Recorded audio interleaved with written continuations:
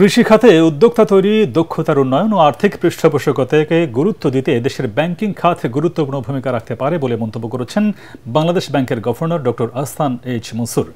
United commercial bank লিমিটেডের উদ্যোগে কক্সবাজারে আয়োজিত দিনব্যাপী কৃষি উদ্যোক্তা সমাবেশ ও দক্ষতা উন্নয়ন শীর্ষক প্রশিক্ষণ কর্মশালায় প্রধান অতিথির বক্তব্যে তিনি একথা বলেন।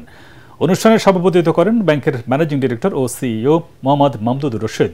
বিশেষ অতিথি হিসেবে ইউসিবিএল ব্যাংকের চেয়ারম্যান শরীফ জহির। তিনি বলেন, এই ধরনের প্রশিক্ষণ কর্মসূচি উদ্যোক্তাদের আর্থিক সক্ষমতা বাড়াতে সহায়ক হবে।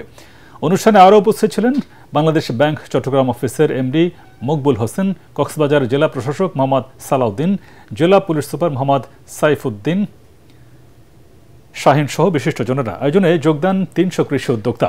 সবশেষে উন্মুক্ত ঋণ দেওয়া হয় জেলার ১৩ জন কৃষককে।